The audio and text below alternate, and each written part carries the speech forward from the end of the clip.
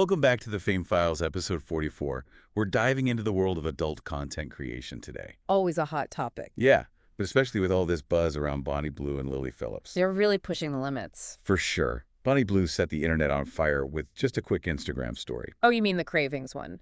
Pickles, chocolate sauce, dry noodles, chicken nuggets. That's a combo that'll get people talking. Yeah, and given her history... Pregnancy rumors went wild. Oh, the memes were hilarious. People were joking about paternity tests and referencing Jeremy Kyle. Yeah, it kept her in the spotlight, that's for sure. But remember, she hasn't actually said anything officially. It could all be a publicity stunt. Oh, totally. Yeah. Which wouldn't be surprising coming from her. For anyone who might not know her, can you give us a quick rundown of Bonnie Blue and what she's about? Okay, so her real name is Tia Billinger, 25-year-old adult film creator from Nottinghamshire, England. She got famous by claiming to have slept with 1,057 men in 12 hours. She says it's a new record. 1,057 in 12 hours. Whoa! How did that even happen? Yeah. Supposedly, it all went down in a mansion. Men were literally queuing up for hours. Really? Yeah, some even wore balaclavas. Balaclavas. That sounds kind of creepy. Yeah, it definitely raises some ethical concerns. I was going to say. She says everything was consensual and everyone signed waivers, but 1,057 men in 12 hours, even with consent, it just sounds... Yeah, there's got to be some questionable situations in there. Definitely. And you also have to think about the motivations of the men involved. Yeah, like, were they really there by choice? Or were they caught up in the spectacle of it all? Her fame. It's a valid question.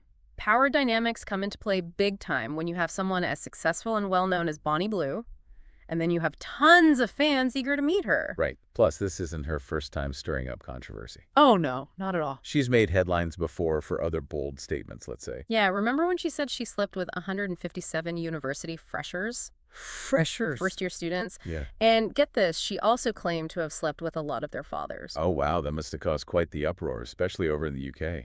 Oh, absolutely. And then there was that time on the radio show when she said all men should cheat on their wives. Wow. She really knows how to get people talking. And it's working for her, at least financially. She's reportedly earning around £600,000 a month from her adult content. That's quite the jump from her old 9-to-5. So she went from a regular job to making over £500,000 every month. That's wild. No. Just shows how much money there is in this industry, especially if you know how to play the fame game. No doubt. Yeah. And that brings us to the platforms that have really fueled this boom in adult content creation. Mainly OnlyFans. Yeah, OnlyFans, you hear about it everywhere these days. Can you break it down for us? Like, how does it actually work? So it's a subscription-based platform. Creators can share content directly with their fans, and fans pay to see it. Okay. It's got all kinds of content, from fitness to cooking, but it's become really popular for adult stuff. I've heard that. Creators set their own prices, and they get to keep a good chunk of what they earn. So it cuts out the middleman and gives creators more control over their content and their income. Exactly. It's been a game changer for a lot of people in the adult industry. That makes sense. They can connect with their audience and earn a lot more than they could through the traditional ways. For sure. And that's where someone like Bonnie Blue has really thrived. She's built a huge following and uses all that attention to make a ton of money. She's a smart businesswoman, I'll give her that. Yeah. And she's not afraid to stir up a little controversy to get there. Not one bit. But she's not the only one making waves. We've also got Lily Phillips. Right, Lily Phillips, the one who claimed to have slept with 101 men in a single day. That's her. Yeah. And get this, she recently announced on Instagram that she's pregnant. Pregnant? Hold on. Didn't she just make headlines for trying to break Bonnie's record? The timing seems kind of suspicious. Yeah, a lot of people are raising eyebrows. She posted a photo of a pregnancy test saying she's 1-2 weeks along, but in her videos and pictures, she's got a pretty big baby bump. Doesn't really add up. So people are thinking it's a publicity stunt, maybe even something she's cooked up with Bonnie Blue to stay in the spotlight. It's definitely possible. They're both in the same world, and there's got to be some competition there. Remember, Lily said she wants to beat Bonnie's record and sleep with 1,000 men in a day. 1,000. That's taking it to a whole other level. But Yeah. wasn't there some drama with that plan? Yeah, she was going to try to do it in the U.S., but she claimed she got threats of deportation if she went through with it. So for now, it looks like the 1,000-man goal is on hold.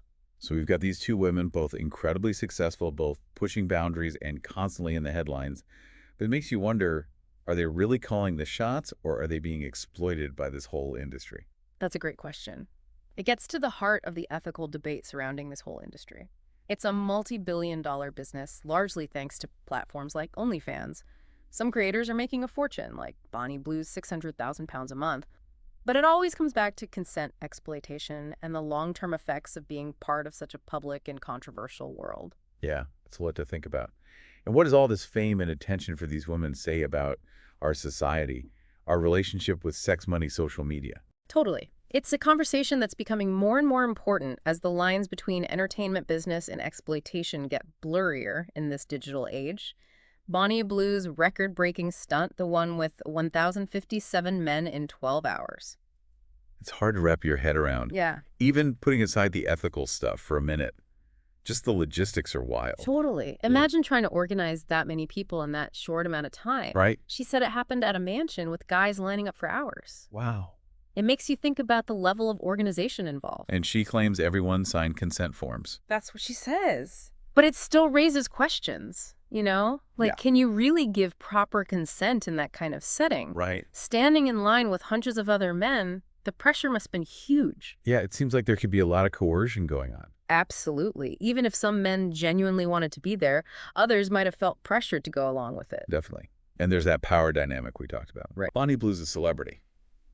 These men, a lot of them, probably fans. They're paying for a chance to be with her. Yeah. It's not exactly a level playing field. It's like that saying, is it really a choice if there's only one good option? Exactly. Hmm. And when you add in all the spectacle, the media attention, the bragging rights, it just gets murkier. No doubt. It makes you wonder about the psychological impact. Oh, for sure.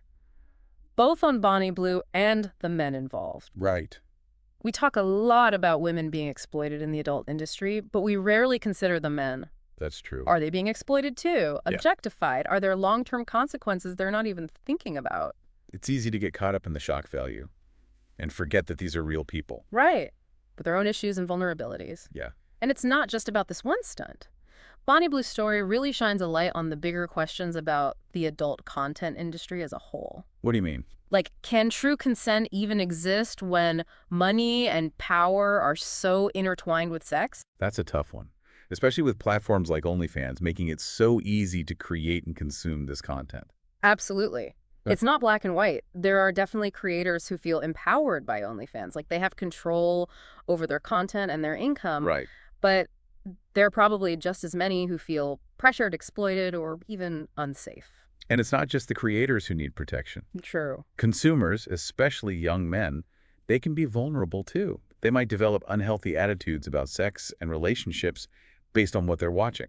Absolutely. We need to be having these conversations openly and honestly, without shame or judgment. It's about understanding how complex this industry is and making sure everyone's treated with respect. Well said. Okay, let's shift gears a bit and talk about Lily Phillips and her surprise pregnancy announcement.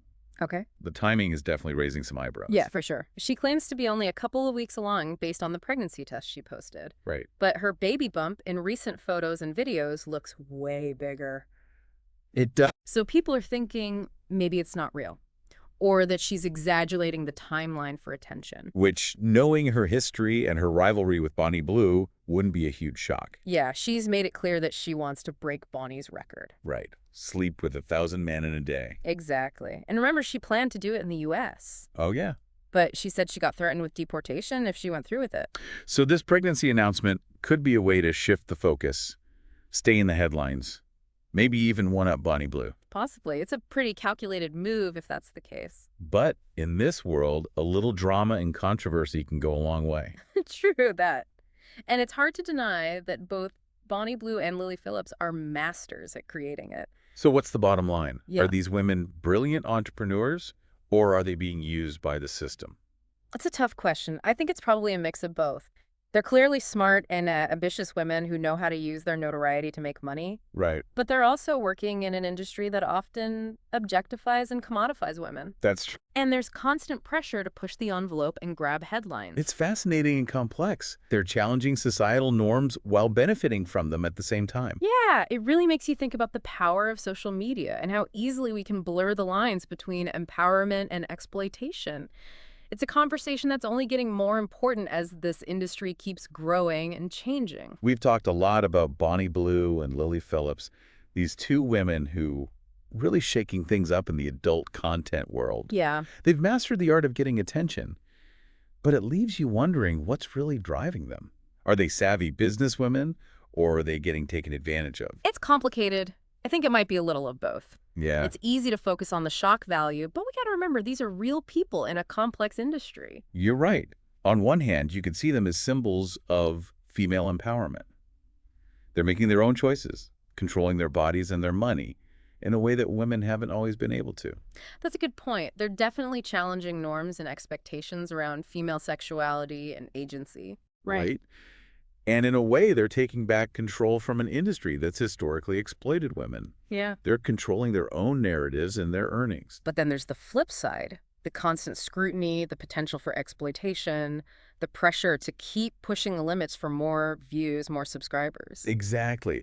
We can't ignore the potential for harm to the creators themselves and the people consuming the content. For sure. It raises a lot of questions about how our society views sex and money Yeah. and the power dynamics that play out online. It's like we're in uncharted waters. The rise of platforms like OnlyFans has changed everything, and we're still figuring it all out. It's a double-edged sword. For some, it's a platform for self-expression, connecting with an audience, making a living. Yeah. But it can also lead to exploitation, objectification, and unhealthy relationships. It's a lot to consider. And it goes way beyond just these two women. Yeah, Their stories reflect a bigger cultural shift. I agree. Our understanding of what's acceptable and what's exploitative is changing. It makes us confront our own biases and judgments. Yeah. What do we see as empowering? What crosses the line into exploitation? And how do we as a society navigate this new landscape? How do we protect people while respecting their freedom of expression? These are tough questions, Yeah. and they're only going to get tougher as online content creation keeps growing. One thing's for sure, Bonnie Blue and Lily Phillips aren't going anywhere. They know how to play the game. Yeah, they do. And they're experts at keeping us talking. So as their stories unfold and this industry keeps changing, it's going to be interesting to see what happens. It will. And as you keep learning about this, I encourage you to be critical education to abundance. Ask questions and consider all sides, because it's a conversation that deserves our attention. Well said. Thanks for joining us for this look into the world of Bonnie Blue and Lily Phillips. It's been fascinating It has. and a little unsettling. Definitely. But as always, the conversation continues.